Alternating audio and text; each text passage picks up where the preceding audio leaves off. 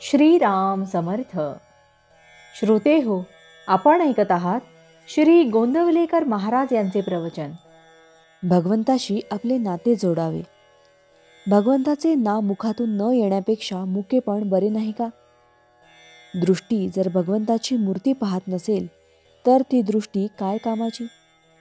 आपले कान त्याची कीर्ती जर ऐकत नसतील तर ते कान काय कामाचे?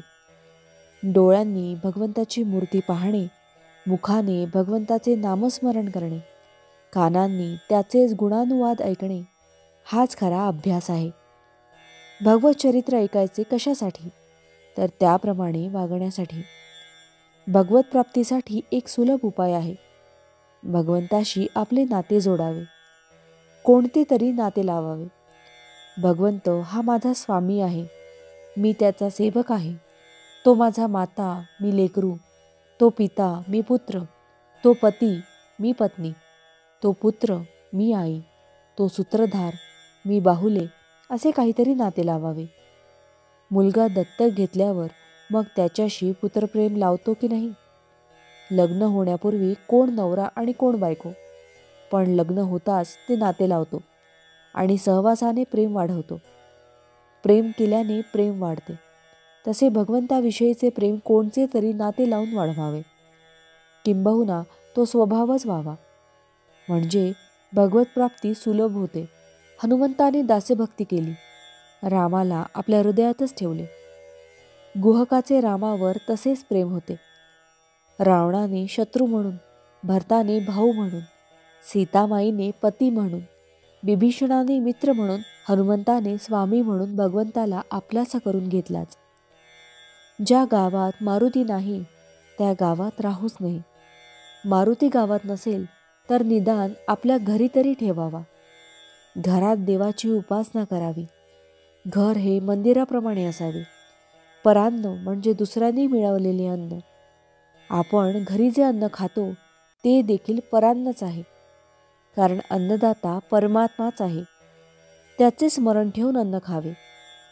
चवीला बळी न पडता जरूर असेल तेव्हा आणि तेवढेच खाणे याचे नाव सात्विक आहार होय. मुख्य म्हणजे प्रत्येक गोष्टीत भगवंताची आठवण राहिली पाहिजे. मग ते खाणेपिणे, गाणी बजावणे, हिंडणे काहीही असो. गायनामध्ये ठरलेल्या सुरात शब्द म्हणायचे असतात.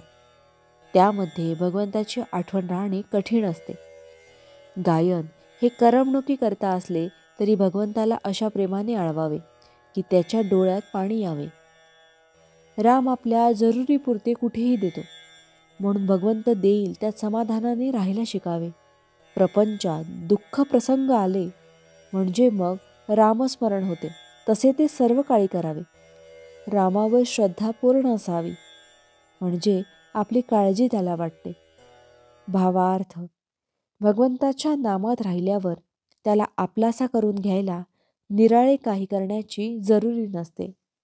जानकी जीवन स्मरण जय जय राम. महारुद्र हनुमान की जय. समर्थ रामदास स्वामी महाराज की जय. सब संतन की जय. श्री अनंत कोटि ब्रह्मांड नायक राजाधिराज सच्चिदानंद सद्गुरु श्री ब्रह्म चैतन्य महाराज की जय. जय जय रघुवीर समर्थ. आता आपण 13 वेळा नामस्मरण करूया. श्रीराम जय राम जय जय राम. श्रीराम जय राम जय जय राम. श्रीराम जय राम जय जय राम. श्रीराम जय राम जय जय राम. श्रीराम जय राम जय जय राम. श्रीराम जय राम जय जय राम. श्रीराम जय राम जय जय राम. श्रीराम जय राम जय जय राम. श्रीराम जय राम जय जय राम. श्रीराम जय राम जय जय राम. श्रीराम जय राम जय जय राम. श्रीराम जय राम जय जय राम. श्रीराम जय राम जय जय राम. जय श्रीराम.